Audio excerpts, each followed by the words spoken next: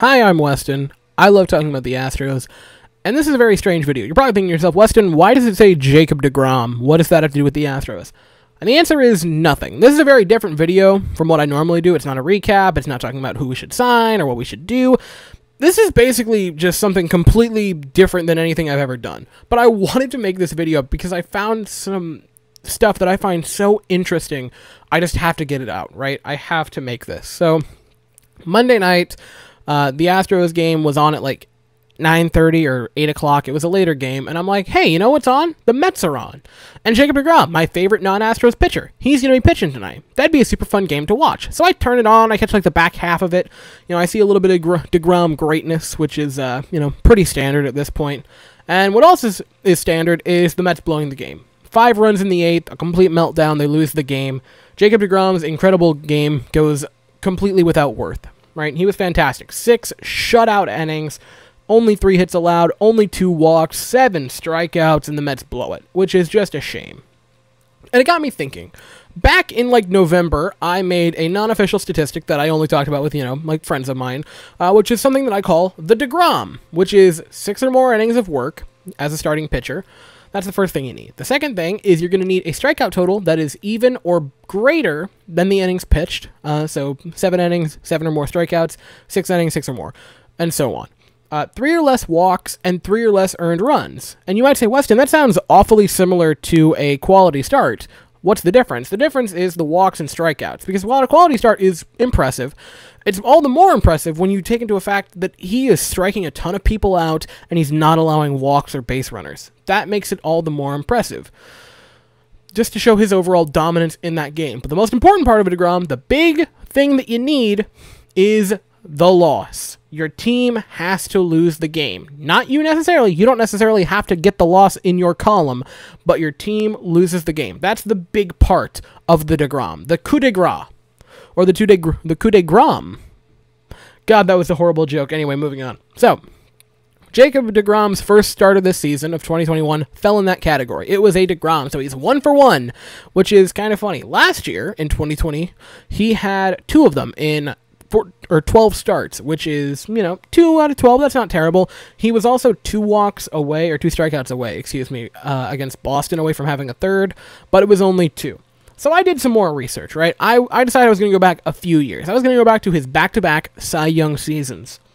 In 2019, he had 8 deGroms, which is pretty high, especially when he only pitched in 32 games. So that is to say that in his 2019, he had a 25% chance of having a deGrom, which is, that's high, right? And so I thought to myself, what would be entertaining is if I looked at all of the Astros, like the top 5 in the rotation, and I looked at them and what they did.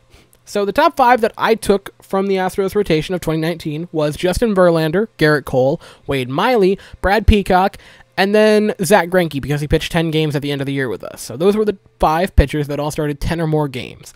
In 2019, Verlander had 4, Cole had 3, Miley had 1. Now, Miley did have also a couple of other games that were close to being that, but the strikeout total wasn't there.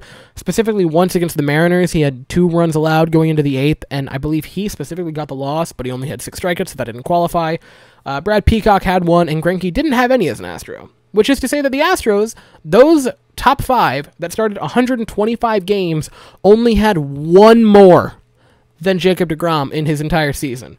But that was in 125 starts, which is a 7.2% chance of a deGrom for the Astros staff in 2019. So then I decided I would do the same for 2018, his first Cy Young season for deGrom, and probably his best season of his career to this point, the 1.7 flat ERA for Jacob deGrom. In 2018, going through the Astros staff, Verlander had 5, Cole had 3, Keuchel had 1, again mostly because of low strikeouts, Morton had 3, and McCullers had 1 as well, which, God, saying those out loud, that was such a good staff, and I think about that team constantly with pitching. So that is 13 collectively for the entire staff, and I believe it was 152 games pitched, or a 8.55% chance for a deGrom from the Astros staff that year. Jacob deGrom, the namesake himself, in 2018 had 13, the same number. He was one walk against the Giants on the 23rd of August away from having a 14th. But even just the 13 is a 40.63% chance of a deGrom. That's almost 6 times as likely for deGrom to have one than the entire Astros staff. That's madness. That's crazy that it was that likely for him. 40.6. And again, that's not just that he would take the loss. That'd be staggering enough for a pitcher with a 1.70 ERA. But to have those such dominant numbers and to take that many losses, it's insane. I believe he was 10-9 that season. It's insane of what happened to him in 2018. And thankfully, he won the Cy Young, deservedly so, because wins and losses are not at all representative of a pitcher's overall play. But that's absurd that the Mets just can't do anything with that, right? And you hear all the time, oh, this person's wasting their career there. Mike Trout is wasting his career with the LA Angels, and things such as that. And here's the difference, right? The Mets, it's not even like the Mets aren't cashing in by, not winning World Series or not making the playoffs.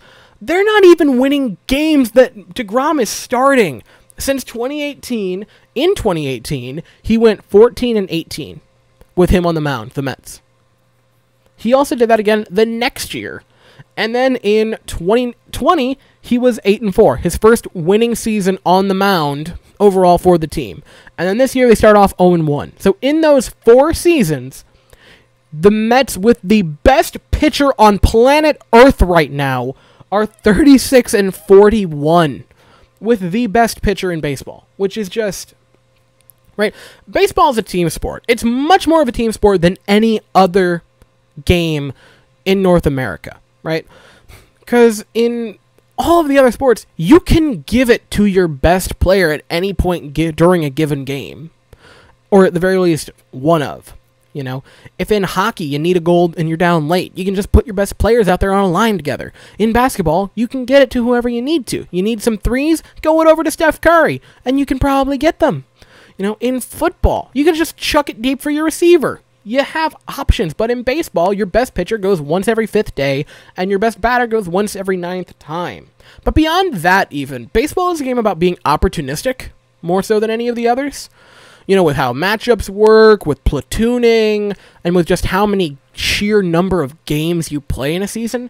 And the Mets just haven't been able to capitalize on that. Now, all of that's to say, it's not that, Jacob deGrom is having a sucky, career or anything. He's still winning tons of accolades.